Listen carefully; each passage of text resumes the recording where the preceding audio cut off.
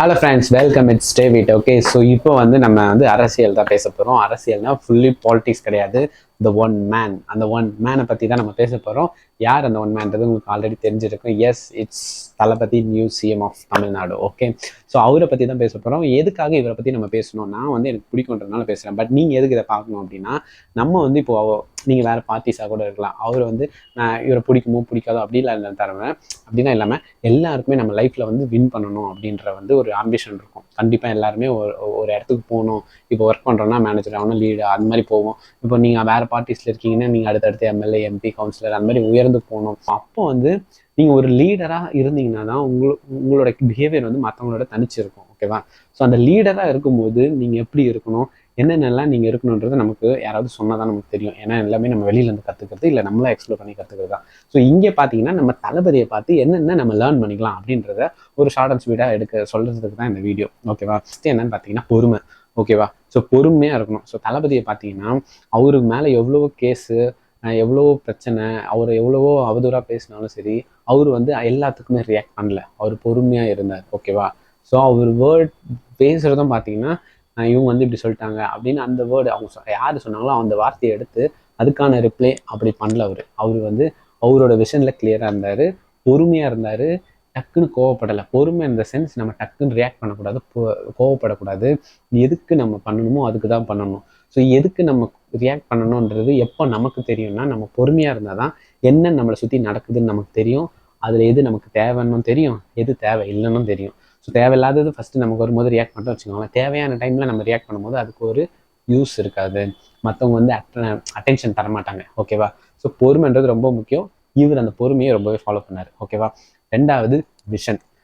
தளபதியோட விஷன் பார்த்தீங்கன்னா ரொம்பவே கிளியராக இருந்தது ஃப்ரெண்ட்ஸ். எப்படி கிளியராக இருந்ததுன்னா, நீங்கள் வந்து அவரோட ஸ்டெப்ஸை ஃபாலோ பண்ணீங்க, என்னென்ன பண்ணுறாருன்னு பார்த்துருந்தீங்கன்னா உங்களுக்கு தெரிஞ்சிருக்கும். அவர் டே 1ல இருந்தே யாரை வந்து நமக்கான ஆப்போனன்ட் யாருன்றதை டிக்ளேர் பண்ணிட்டாரு. கிளியராக அவங்கள மட்டும்தான் பேசினார். ஓகேவா? ஈவன் தோ மற்றவங்க அவரை பற்றி பேசும்போதும் நான் அதுக்கு ரியாக்ட் பண்ண மாட்டேன். என் விஷன் வந்து இதுதான், இதை நோக்கி தான் நான் போவேன், இதை மட்டும்தான் நான் அட்ரஸ் பண்ணுவேன். யாரை நம்ம வந்து சொல்லணுமோ அவங்கள சொன்னால் தான் நமக்கு அது என்னன்றது தெரியும், நம்மளுடைய விஷனும் கரெக்டாக போகும். ஸோ அவர் வந்து அந்த விஷனில் கரெக்டாக இருந்தார். வேறு யாரையுமே ஃபோக்கஸ் பண்ணல. அவரோட விஷன் நம்ம இங்கே டார்கெட் பண்ணுறோம், சிஎம் ஆகணும், சிஎம் ஆகிறதுக்கு என்ன மக்கள் பிரச்சனை என்ன அப்படின்றத அவர் கிளியராக நரேட் பண்ணிக்கிட்டாரு. அதுபடி மட்டும்தான் போனார், எங்கேயுமே டைவெர்ட் ஆகலை. ஸோ நீங்களுமே உங்கள் ஒர்க்கில் உங்களுக்குன்னு ஒரு டார்கெட்டை செட் பண்ணிட்டு அந்த விஷனில் நீங்கள் ஃபோக்கஸ்டாக இருக்கணும். நடுவில் எங்கேயுமே டைவெர்ட் ஆகக்கூடாது. அப்படி டைவெர்ட் ஆகாமல் நீங்கள் போனீங்கன்னா கன்சிஸ்டன்சி உருவாகும். Consistency is the key to சக்ஸஸ்ன்னு ஒரு பெரிய ஒரு இதுவே இருக்குது, கோட்டே இருக்குது. ஓகேவா?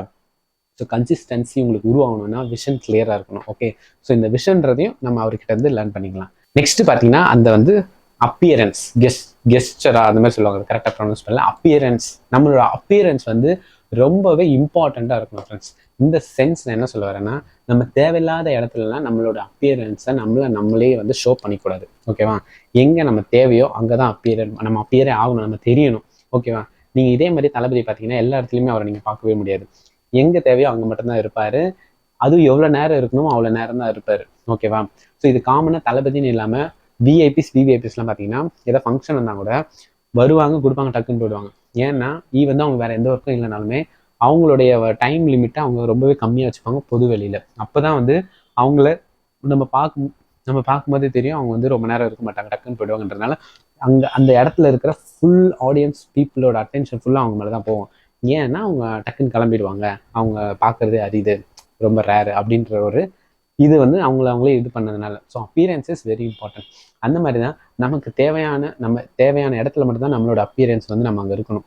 சும்மா வந்து நம்ம அன்வான்டாக நம்ம அப்பியரன்ஸ் கொடுத்துட்டே இருந்தோம், நம்ம வந்து அங்கே போய் இன்வால்வ் ஆகிட்டே இருந்தோம்னா நம்மளுடைய ஒர்த் வந்து குறைஞ்சிரும். ஸோ நம்ம ஒர்த்தை வந்து அதிகமாக வச்சுக்கணும்னா நம்ம வந்து செலக்டிவான பிளேஸில் தான் நம்ம அப்பியரன்ஸை கொடுக்கணும், செலக்டிவாக தான் இருக்கணும். ஓகேவா? இது எல்லாம் வந்து நம்ம கோல் அண்ட் அந்த எய்ம் அந்த பாத்தில் நான் சொல்கிறேன். நம்ம ஃப்ரெண்ட்ஸ் கூட இருக்கிறது அதெல்லாம் நான் சொல்லலை. நம்ம ஃப்ரெண்ட்ஸ் வேறு, இது வேறு. ஓகேவா? அதே மாதிரி தான் தளபதியும். ஓகேவா? ஸோ இதை நம்ம வந்து இம்ப்ரூவ் பண்ணிக்கலாம். ஸோ ஃபைனலாக பார்த்தீங்கன்னா ரெஸ்பெக்ட். இந்த ரெஸ்பெக்ட்ன்றது ரொம்ப முக்கியம் ஃப்ரெண்ட்ஸ். ரெஸ்பெக்ட் தான் நம்ம வந்து நம்ம அந்த பிளேஸில் ஒரு குரூப்பாக பேசிகிட்டு இருக்கோங்களா, அந்த பிளேஸ்லேருந்து நம்ம வெளில போனாலும் நம்ம ரெஸ்பெக்டடாக இருந்தோம், ரெஸ்பெக்ட் கொடுத்துருந்தோம்னா நம்மளை பற்றி யாரும் இழிவாக பேச மாட்டாங்க. ஓகேவா? ஸோ இப்போ என்ன சொல்ல வரேன்னா, இவர் தளபதியை எடுத்துக்கோங்க. அவர் கட்சி ஆரம்பிச்சு 2 வருஷம் இப்போ வரைக்கும் யாரை பற்றியாவது ஒரு வார்த்தை அநாகரிகமாக பேசியிருப்பாரா? பேசியிருக்க மாட்டார். ஈவன் இவரை பற்றி நிறைய பேர் பேசினாங்க, அது என்னன்னு உங்களுக்கு தெரியும். பட் இவர் வந்து அந்த ரெஸ்பெக்டை வந்து மெயின்டைன் பண்ணார். ஸோ ஒரு தலைவர் அப்படின்னா அந்த ரெஸ்பெக்ட் வந்து இருக்கணும். இப்போ நம்ம கண்ணு முன்னாடியே நின்று, இப்போ நம்ம ஆஃபீஸில் இருக்கோம், நம்ம முன்னாடியே வந்து நம்ம மேலே இவங்க வந்து ஃபேக்காக ப்ளேம் பண்ணுறாங்க அப்படின்னா நம்ம வந்து அவங்கள அட்டாக் பண்ணிடக்கூடாது. நம்ம வந்து ரெஸ்பெக்ட்ஃபுல்லாக எப்படி அதை ஹேண்டில் பண்ணணுமோ அதை ஹேண்டில் பண்ணணும். ஸோ அந்த ரெஸ்பெக்ட்ன்றது வந்து நம்ம கண்டிப்பாக கடைபிடிக்க வேண்டியது. அப்போ தான் நம்ம தனித்து தெரியும். ஓகேவா? 5 பேர் நம்ம டீமில் இருந்தாலும் நம்ம மட்டும் தனியாக தெரியும். ஸோ நம்ம வந்து நம்ம மேலே ஃபேக்காக ஒரு பிரச்சனை, இவர் வந்து இவரை திட்டாரு, அசிங்கமாக பேசிட்டாரு சொன்னால் கூட நம்ம ரெஸ்பெக்டாக நடந்துக்கிட்டதுனால மற்றவங்க நமக்கு சப்போர்ட் பண்ணுவாங்க.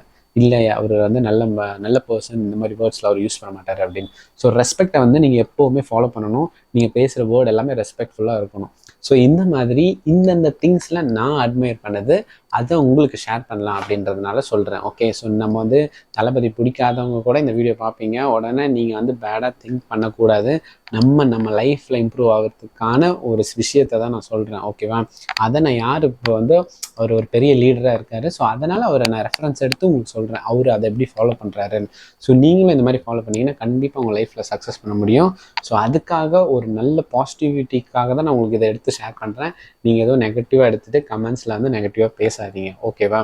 ஆல்ரெடி நான் வந்து தளபதி பற்றி போட்டதுக்கு கமெண்ட்ஸில் சம் நெகட்டிவ்ஸ் இருந்தது. இக்னோர் நெகட்டிவிட்டின்றதுனால நான் எதுவுமே ரெஸ்பாண்ட் பண்ணல. ஓகே ஃப்ரெண்ட்ஸ், ஸோ இந்த வீடியோ உங்களுக்கு பிடிச்சிருக்குன்னு நினைக்கிறேன். ஸ்டே வித் சேனல் சப்ஸ்கிரைப் பண்ணிக்கோங்க, எனக்கு சப்போர்ட் பண்ணுங்கள். ஓகே, ஸோ நெக்ஸ்ட் ஒரு சூப்பரான வீடியோவில் நான் வந்து உங்களை மீட் பண்ணுறேன். அது வரைக்கும் இது உங்கள் டேவிட். பாய்.